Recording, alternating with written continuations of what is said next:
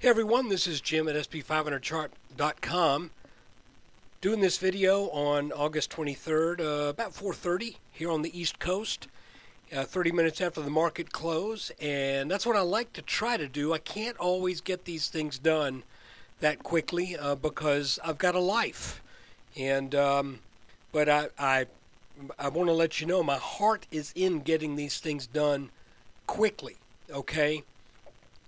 I will always do what I can. Sometimes there's obstacles.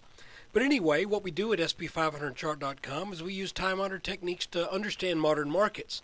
Now, keep in mind, when I say to understand, the markets are always going to throw us for a loop from time to time. But we try to get a little bit of a heads up, get a little bit of a statistical edge by looking for certain things in the markets that historically have implications that can reasonably be expected to pan out. But folks, no guarantees. And that's why the website and this video are for educational purposes only. Nothing stated at the site or in this video is intended to be used as investment advice. I can draw lines on charts, but you have to draw your own conclusions from your own research. And you need to make investment decisions that are suitable for your personal financial situation. And I am not a licensed financial professional. I'm just a guy that draws lines on charts. Okay, looking at a 30-minute chart here of the S&P, I just want to show you that we have been looking at a couple different things, one of which was this red line right here that broke briefly yesterday, then recovered, but today gapped down below that line, as well as this green line that I drew because it looked like we got a bounce here for some reason, and I really couldn't find it until I extended a line back to the late July lows and the early August lows.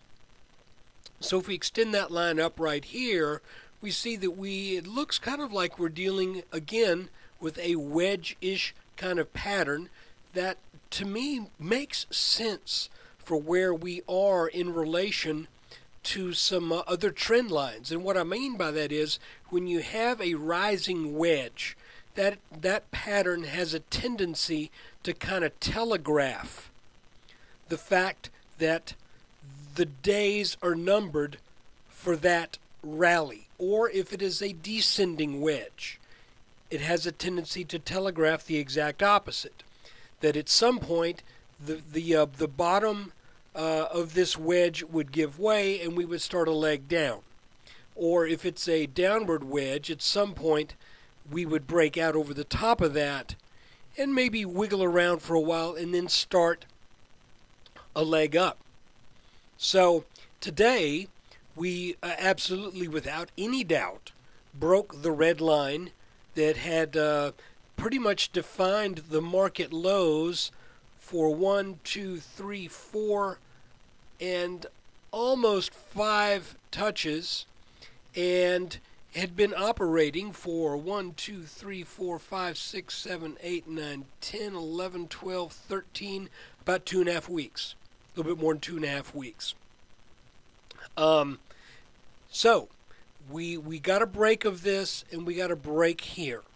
Now, I want to remind you that we often get back tests when we've had a channel or a support line break. Would not surprise me if at some point, maybe in the next day or so, if we might get over this line right here, which is drawn over the last 2 highs. We'll take a little bit closer look at that, and potentially come back and get back to back test this line. And what's interesting is if you consider that in the broader context of what we're looking at over the past 3 weeks, that could end up, and again I'm speaking way in advance of this happening. I'm just saying, for the sake of mentioning it and not making a quote call, here we had a rally, we had a little bit of weakness, then we had a larger rally, Now we've broken this line. What would happen if we came back and back tested it and then started to head back down? What pattern would that create? Well, left shoulder, head, right shoulder. Often when you are dealing with head and shoulders patterns or inverted head and shoulders, that last shoulder is a back test. So that would not surprise me one bit. But just the same, I'm putting this line right here, this which is now just gray, just kind of to keep in mind where the resistance has been on the last two tops, to see if potentially that resistance might act for a while longer yet. And if we were to end up with a head and shoulders, we should get a rally if, okay, we would probably get a rally somewhere very near 1400 or 1396, something like that.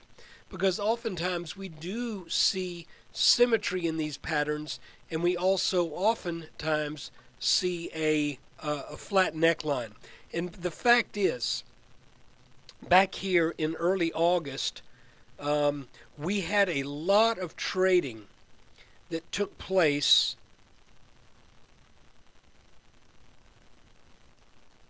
in this region right here. And I can extend that on back. You can see that there's a lot of churn that happened here. Then we hopped up in a hurry, and now we're coming back, and I suspect that this churn right here will probably create some turbulence. It has the potential, let me say, to create some turbulence where we are right around the 1396 and change to 1408 or so. So that could very well happen. I just want to show you too one more quick little thing. I want to tell you that I am not ready to really draw any kind of a support line quite yet. It looks like we might be dealing. Come on. It looks like we may be dealing with a support line that looks something like this, and I really would like to identify a channel or some type of wedge pattern or something as quickly as we can, because we've seen in this market that when we've been able to identify a descending channel or a descending wedge, that that this market has really had a tendency and a penchant for making some powerful upward moves once these downward channels are broken. Now at some point that will stop, and we will start to see some more serious downside. Let me slide this over here just a little bit. And but I don't think that may not happen right off the bat here. And one of the reasons I say that is we've got two lines that could very well hold the markets up and create a decent bounce. This one right here, which really it's almost 3/5 of the way off the top in the 1420s. We're almost 3/5 of the way there. That line would be probably in the high 1380s or low 1390s. Okay, and then we've got this other line right here. So I wouldn't feel particularly good about a short position until some of these more major lines start to break. For example, if we were to break this line right here, which is defined by the early June bottom and this late July bottom, if that were to break, then I would think we're probably heading on down back to the very low 1300s, possibly even as low as this red line here, which would be at that time would probably be in the high 1200s. But right now, we're not really talking about anything happening for any discrete reason in the chart. I'm just saying if these lines break, then I think the markets likely have a ways to go. But neither one of these is broken yet. We could get a very solid bounce off this line. But if we do, I still think we are probably going to enter in. Let's say we do. And for the next week, we trade down and we get down to 1386 and change. All of a sudden, we break this, and then the markets start to come back up again. Well, there is room for, if we have this green line here as a back test, if we were to come down to this level and then reverse, I just want to remind you that that there is room to potentially come up as high as the mid 1440s before we would encounter what should be some pretty strong resistance from this brown trend line, which is drawn over the top of the 2011 head and shoulders pattern and the highest top peak of the 2012 head and shoulders pattern. And isn't it interesting that it looks as if what we're seeing right here, and forgive all my lines and stuff. I wish there was a way I could just turn those off. Well, hold on, maybe there is. Hold on. Okay, I could kill some of them. I couldn't get rid of all of them. But if you look at what took place from here to here, head and shoulders, look at the similarity in these patterns. It is just phenomenal. Look at it. Let me show you. Let me just kind of walk you through what the correlation is. Head and shoulders, head and shoulders. Big move down, recovery. Big move down, little recovery. A bottom is put in, a bottom is put in. Nice rally up, nice rally up. Sell off, sell off. Another rally up, and we wiggle around a bit. This has a little bit more wiggling here and a little less here. And then there's this period of just kind of melting up with very low volatility. And here we are. We kind of melted up. But, I mean, not as big as this, but everything is shrunk down. It looks almost as if we are doing some of the same gyrations here.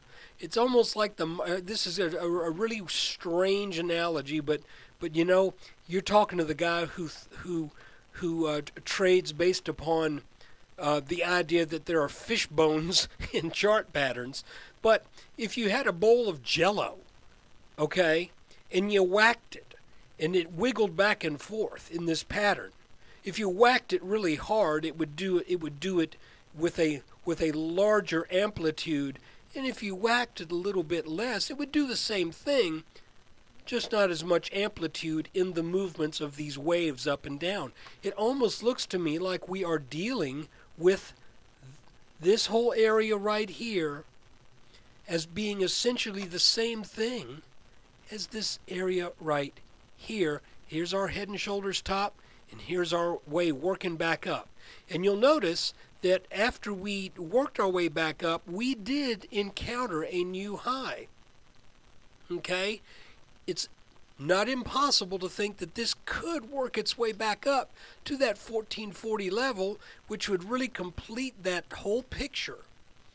Okay? And if that's the case, then I just think that's incredible. And I'm not ready to call that yet. We will call it when it breaks. Oh, by the way, you can also see that that this entire thing here, off the very bottom, back in late 2011, took place in the form of a wedge pattern. And if we, zero in a little bit more on what we've been looking at here, let me bring my drawings back. We also seem to be recovering off of that bottom in something of a wedge pattern. So guys, for right now, let's get back to the pragmatic issue of what we're dealing with right now. Right now I'm watching this line and this line.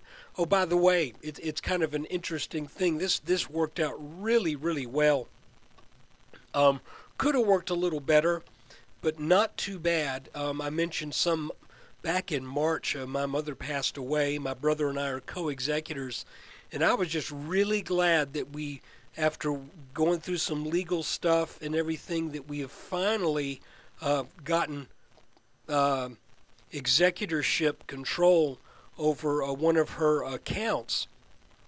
And today, when we broke this line and we came back just a little bit, I said, that's a good opportunity for me just to turn that account into all cash. And I was just really glad that the timing, at least for right now, seems to be pretty good on that. And if we get on up to the 1440s, that's no big deal. But just the same, to be able to get that right on the back test, really, of this green line right here, that's where I was able to make that move. So look, guys, I'm watching this and I'm watching this. I'm looking for bounces on this, and I'm looking for resistance here. Once this breaks, probably a short-term rally, but I don't think, from what we've seen break with this red line and this green line right here, I'm not thinking a big rally. I'm thinking maybe a bear flag or something would form, and then we're going to come back down a little further.